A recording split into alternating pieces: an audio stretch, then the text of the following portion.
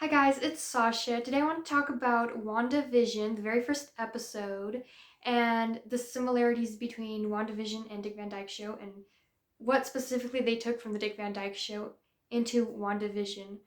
When I first saw the trailer for the WandaVision series, I knew right away certain clips were inspired by the Dick Van Dyke Show because they were just too similar. And I was so excited because I'm a huge fan of the Dick Van Dyke Show. And I picked up on certain references to the Dick Van Dyke Show made in WandaVision that I haven't seen people point out yet. And I really went in depth. I started researching like certain dialogue and certain scenes from the WandaVision show that I kind of remembered seeing before.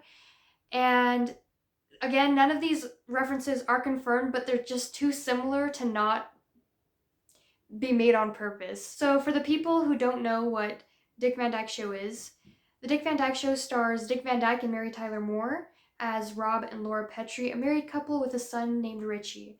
Rob is a writer and works with two other writers on the Alan Brady Show, and Laura is a stay-at-home mom. And the show kind of revolves around mishaps that happen. Sometimes it focuses just on Laura, just on Rob. Sometimes it focuses even on Rob's coworkers. So right off the bat, the first reference is when Vision is carrying Wanda into the house in the very opening scene with all the music.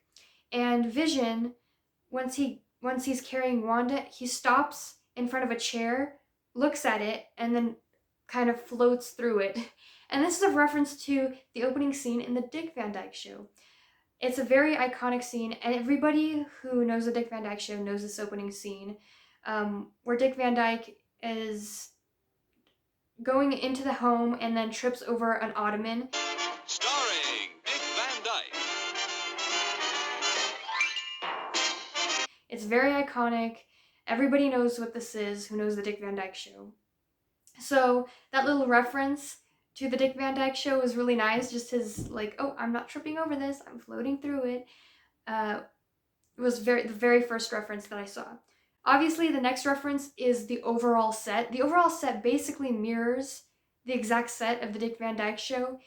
There's even a couch that I noticed in the back, and the couch had, I think, three pillows on it with triangles and with two triangles and a circle, and that actually mirrors the exact same set design on the Dick Van Dyke Show, exact same shapes in the exact same place.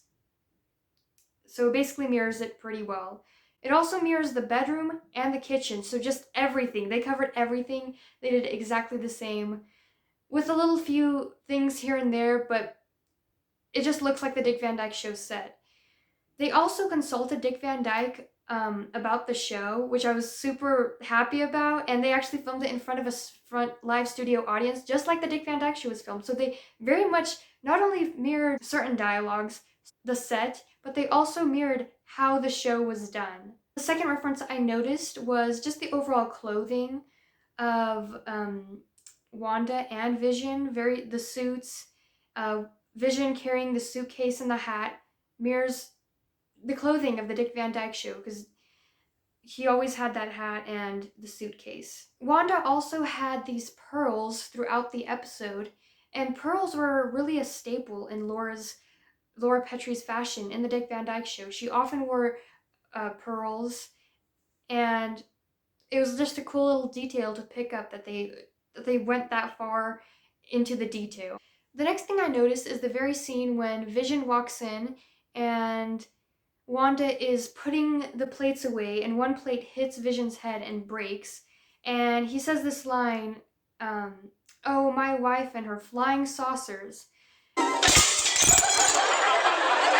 wife and her flying saucers. And I think this is a reference to one of the episodes of the Dick Van Dyke Show which surrounded flying saucers. Mistaking those things for flying saucers. Honey, I have read all the factual information there is about flying saucers. This falls into none of those categories. This is new, and this is different. And so when I heard that line, I thought that's like the exact same word choice that they used in the WandaVision show and in the Dick Van Dyke Show, and I thought this was a little cool detail that they added in. The next thing I noticed is the neighbor in the WandaVision show, and how she comes in through that front door and helps her with the cooking and is always in the back. That's very mirroring the Dick Van Dyke show, because in the Dick Van Dyke show, the neighbors are also a huge part of the show, and the neighbor's name, who always comes in and is in the back helping Laura in the kitchen, is named Millie. And Millie's overall dress was very similar to the dress that Agnes wore in the WandaVision show. Another reference is the actors themselves and how they mirrored the movements and talk of the character, from the Dick Van Dyke show, especially in the beginning when they were in the kitchen. The way Vision even leans on the table and makes a certain expression mirrored exactly what Dick Van Dyke did as Rob Petrie. These kind of poses that go back, and just the detail with everything was incredible. I mentioned that in the Dick Van Dyke show, Rob is a writer who works for the Alan Brady show, and he's always there typing on the typewriter. So when I saw the scene of Vision going away at the typewriter in this kind of office setting, it really reminded me of what they were trying to do. The next thing I noticed was the boss that came in to talk to Vision right away about the dinner. He was kind of talking very condescending to his other co-workers, especially when the guy came in. He's like, well, your dinner party wasn't that good, and you better make it good. This reminded me, especially because he looked bald and just the shape of the person, reminded me of the Alan Brady, who is played by Carl Reiner in the Dick Van Dyke show. This kind of boss who's kind of mean to everyone, is controlling, wants things to be done for him in the right way. What are you doing to my chair? I don't know. So right away when he came in, it almost mirrored that kind of character. I think what the WandaVision show did very well is they set up a scenario that would happen in the Dick Van Dyke show. The Dick Van Dyke show, kind of like little things happen in the home life and miscommunications happen, especially with the phone calls with Vision and Wanda, and that they don't understand each other. Wanda thinks it's their anniversary, he thinks it's something else, and they don't come to an understanding. It's a Dick Van Dyke showy type of plot. So right away I noticed that. I think they picked up on the tone really well. They mirrored that kind of situation well. And it was just really nice to watch. The next thing I noticed is when Vision comes home with his boss, and there's supposed to be a dinner prepared, and Wanda comes in and with this white, it's like a white dress, white gown. It was like fluffy here, and as soon as she walked in, I said to myself, I've seen that kind of dress before, I've seen that gown before, and I actually found basically exact same copy of that dress in the Dick Van Dyke show that Laura Petrie wore, the wife who, Wanda's basically mirroring right now. And it's interesting the episode that same gown comes from. In Wanda's version, it's white, it's fluffy here, it's fluffy here. The only difference is in the Dick Van Dyke show version, it's again fluffy here, but it's also fluffy in this area. But again, it's very, very similar. And the episode that the dress actually comes from the Dick Van Dyke show, is an episode that is actually quite strange, and I think goes back to the situation that Wanda is in. Again, this reality and illusion. So in the Dick Van Dyke show, this episode is called I'd Rather Be Bald Than Have No Head at All. And it's where Rob is worried about going bald. He thinks he's balding. And Laura is like, no, you're not balding. Everything's gonna be fine. Then this whole scene happens when Rob wakes up and he's bald. And he's going along his day, realizing what's happening. And it's this very weird episode, and Laura's acting strange. And then turns out it was a dream, but the dream wasn't Rob's, it was actually Laura's. And in this dream setting, she was wearing that dress. Did you shave my head for a joke? It's not a joke, dear. Don't you realize, Rob, you're dreaming? And it's interesting to think that when Rob is in that fake reality in this dream, she's wearing that dress throughout the dream. Put it on there. Yeah, feel good? Oh, delicious. Taste that Wanda is wearing when she comes in and greets Vision's boss. I think that goes back to and references the fact that Wanda is in this fake reality. And they took that from they took that specific dress from the Dick Van Dyke Show where she's walking around in her own dream. I think this was done on purpose. Like, it can't be just on accident. The dresses are practically the same. The specific episode it comes from is the same. The fact that it goes back to this fake reality that Wanda's living in, and the fact that Laura's the one that had that dream and walked in that same dress, I think goes back to how much detail they put in this. Like, who would notice something like that?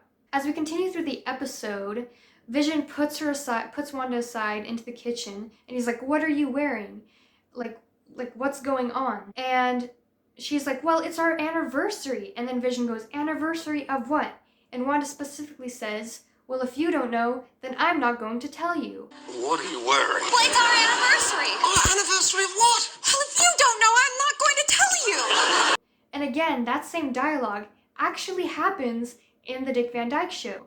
And this specific episode is where Laura thinks she's aging, and they're both aging, and she doesn't like that he's calling her an old maid and things like that, and she's upset, and she's about to tell him what's wrong, and then she stops herself and basically says, in the same way that Wanda copied, "Well, if you don't care, or if you don't know, then I'm not going to tell you." Honey, what are you trying to say? You just don't care. Don't care about what? Well, if you don't know what you don't care about, then I'm certainly not going to tell you. This is the exact same dialogue that they built in to the show. And that's such an amazing, cool reference. Just this one line and certain lines throughout the show. I'm sure there's more, and this is just what I picked up. So my last reference actually goes back to the second episode of WandaVision, and I'd say it's a combination of the Dick Van Dyke Show again, but mostly Bewitched. And again, we have separate beds, which also appears in the Dick Van Dyke Show. I know probably other sitcoms as well. And they come together, which kind of, and the bed comes together. Wanda makes the bed come together. And I think that was a very subtle way of like, we're leaving this era. It's now we're leaving and we're going into another one. But in the show, a bit of history of the Dick Van Dyke Show. Back then, women on television could only wear skirts and dresses. They could not wear pants, even though apparently everyone at home always wore pants. And the actress who played Laura in the Dick Van Dyke Show, Mary Tyler Moore, she didn't like that women only had to wear dresses and skirts, and she said, like, why don't we wear pants? It mirrors real life. We all wear pants at home. Why don't we wear pants? And so they only allowed her to wear pants in one scene per episode, because they said if she wore it any longer that the sponsors would drop the show and they wouldn't sponsor the show. So her famous capri pants became really a part of history for the Dick Van Dyke Show, and that's how women were slowly, in television, were able to wear pants, were able to transition. So that's a cool bit of history from the Dick Van Dyke Show. How, in a way, it's very old, but there were certain elements that were actually progressing television and women in television. I think WandaVision references this part of history of the Dick Van Dyke Show. In the second episode, she's wearing pants, everyone else is wearing skirts and dresses, and in the meeting, Geraldine mentions to her, "Oh, I like your pants. Those pants are peachy keen." And Wanda says, "Really? Everyone else here is wearing dresses and skirts." Every season. Say, those pants are peachy keen. Do you really think so? The other ladies are in skirts. I was worried. And that is an exact reference to the history of the Dick Van Dyke Show, which is interesting that they built in certain lines, certain episodes, the reality and illusion, and again, the history into this episode, and these references that are just so in detail and so amazing that they made. Whoever made this and whoever built it was clearly a fan and put so much work and time into it. Overall, as a fan of the Dick Van Dyke Show and Marvel and all these, Bewitched and things like that, seeing that kind of detail and seeing both of these worlds, that I never knew would possibly ever come together. Once you know these kind of things, it kind of makes you love the show even more, that there's just so much in here, and I'm sure there's more. I'm sure there's references to other TV shows in this that I'm not picking up. The fact that I could pick up so much from these scenes was just incredible. Again, I love the Dick Van Dyke Show. I love WandaVision. I love what they did with it. It was perfect. Certain references to the history. It was amazing. I loved how they built everything in.